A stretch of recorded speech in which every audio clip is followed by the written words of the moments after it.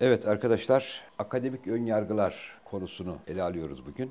Bu konu ziyadesiyle hem hassas hem önemli. Tabii her şeyden evvel ön yargı ve bununla ilişkili kavramlar üzerinde durmamız gerekiyor. Ön yargı malum hakkında yeterli bilgi, delil olmadan bir takım peşin hükümlerde bulunmak demek. Peki gündelik hayatımızda var mı? Var. İşte ideolojik ön yargılarımız var birbirlerimize karşılık. Mesleki ön yargılar var. Mezhebi ön yargılar var. Dini ön yargılar var. Cinsiyet ön yargıları var. Hatta hemşehri ön yargıları var. Daha birçok.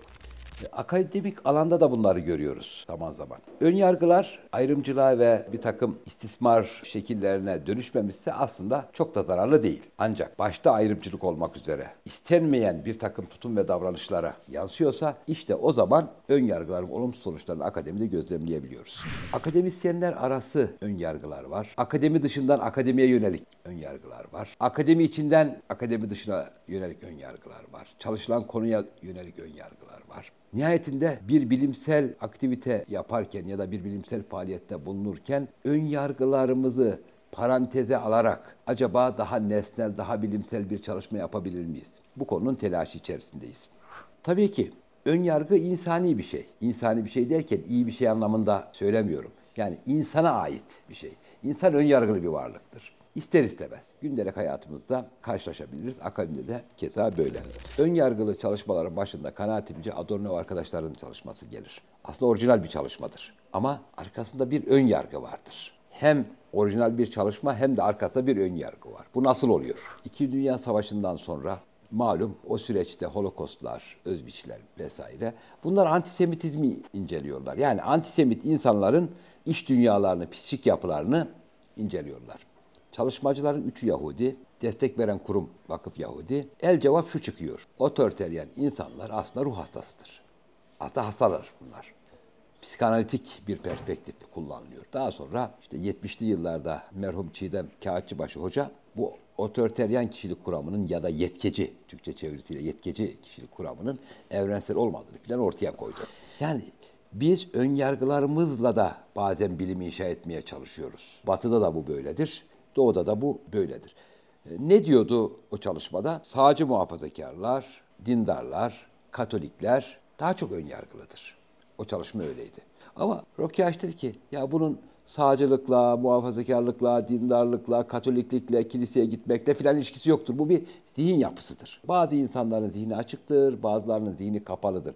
Kapalı zihinsel yapıya sahip olanlar daha çok önyargılıdır. Bu bir açılım getirdi. Muzaffer Şerif dedi ki bu bir kıt kaynaklara ulaşmada rekabet ortamından kaynaklanıyor. Touchwell ve Turner da ön yargıları kimlik bağlamında ele aldı. Türk akademisine dönecek olursak burada neler var? Mesela muhafazakarlar ve dindarlar bilim yapabilir mi? Yani inanan bir insan bilimi nasıl yapacak? Evrim meselesi giriyor için içerisine. Burada yoğun bir takım itirazlar oluyor. Yani adeta bilim yapamazmış gibi. Halbuki yapabilir.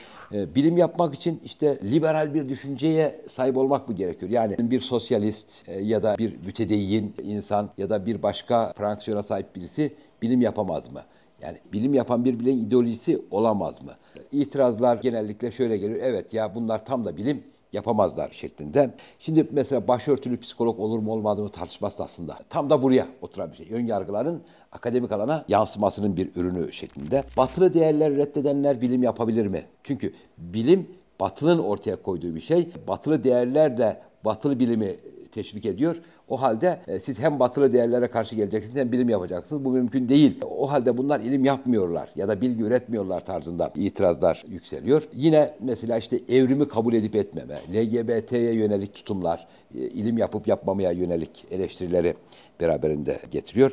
Bir de bilim alanlarının bazıları kendilerini kapatıyor. Mesela psikologlar dini kapatıyor. İşte dindar psikolog olmaz. Ya da işte ilahiyatla psikoloji arasında sınırları koymamız gerekiyor tarzda. Felsefede de benzer durumları görebiliyoruz. Buna karşılık şöyle durumlar da var. Mesela diyelim ki İslamcı gelenekten gelen bazı akademisyenler örneğin sosyoloji ve psikolojide sosyoloji ve psikolojinin çıkışını, gelişmesini veya onun temel argümanlarını reddedip içeriden bir bakış açısıyla bilim yapmaya çalışıyorlar. Bu itirazlara neden oluyor. Aynı şekilde dışarıdan gelene yönelik itirazlar da var. Taşrada bilim yapılır mı, yapılmaz mı? Kültürel hassasiyetleri uygulamak durumunda mıyız? Kültürel hassasiyetlerimiz olmalı mı, olmamalı mı? Pek çok boyutu var. Neticede şunları söyleyebiliriz. Bir bilim insanı elinden geldiği kadar nesnel olmaya çalışmalıdır. Belki nesnellik bir mittir. %100 nesnel olma şansımız yoktur. Ama elimizden geldiği kadar problemimizi güzel bir şekilde tanımlayıp onu mümkün olduğu ölçüde sanki dışarıdan inceliyormuş gibi incelemeliyiz. Onun da dezavantajları var. Acaba içeriden bir konu incelenemez mi? İçeriden incelerken o konuyu dışarıdan bir bakışla bakmıyorsak ya da dışarıdan bir bakışla incelerken içeriden bir bakışı kullanmıyorsak, yani bu emiketik yaklaşım dediğimiz, acaba sorunlar var mı?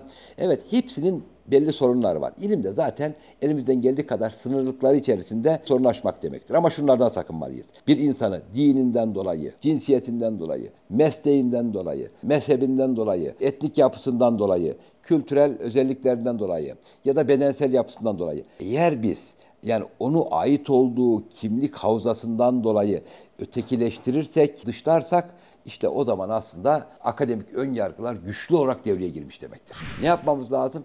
Bir defa akademide entelektüel düşünebilme, akademik düşünebilme, problemi bilimsel olarak ele alabilme, iyi bir yöntem uygulayabilme. Yani bunlar üzerinden değerlendirmek gerekiyor. Akademik ön yargıları belki sıfırlayamayabiliriz. Ancak mümkün olduğu ölçüde kısıtlayarak ya da bunların mümkün olduğu ölçüde etkisi altında kalmadan güzel, verimli çalışmalar yapabiliriz ki hem Batı'da hem Doğu'da bu tür çalışmalar yapan akademisyenler mevcuttur. Mesele ön yargılarımızı davranışlarımıza yansıtmadan akademiyi büyütebilmek, daha sağlıklı bir bilim oluşumunu gerçekleştirebilmektir. Yine de şu hususun altını çizelim. Batılı bilim de ön yargılıdır aslında yerine göre. Farkındadır ya da değildir. Doğuda üretilen bilgi de yerine göre ön yargılı olabilir. Biz neyin ön yargılı olduğunu, neyin olmadığını ayırabildiğimiz noktada gelişmeye başlarız. Çevremizdeki öğrencimize de, araştırmacılara da, diğer araştırmacılara da saygın bir statü vererek onları birey olarak değerlendirmek, metinlerini değerlendirmek, yoksa kendi grubunu, mezhebini, hizibini onlara yansıtmamak gerekir. İlahiyatın maruz kaldığı önyargılar içerisinde özellikle dini grup ve cemaatlerden ilahiyata yönelik olanları var.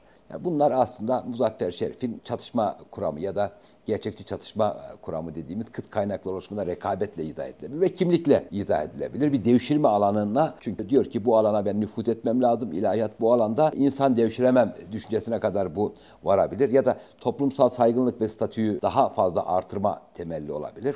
Keza ilahiyattan da ilahiyat dışına yönelik, orada da aslında dikkatli olmak lazım. Herkese karşı dışlayıcı olmamak, çünkü bu işi çok iyi bilen bireyler var. Kendini geliştirmiş arkadaşlar var.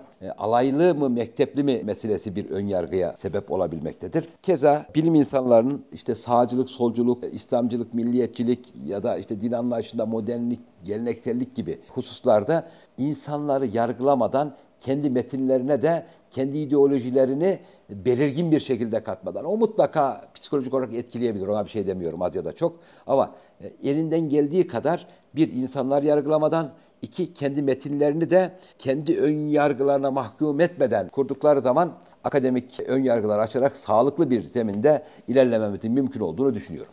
Evet arkadaşlar, aslında çok kısaca bahsettik ama bunların detaylarını, bunların uzantılarını, farklı akademik önyargı türlerini, önyargıların arkasında yatan nedenleri ve bunlarla nasıl başa çıkılacağını da bugünkü dersimizde işliyoruz.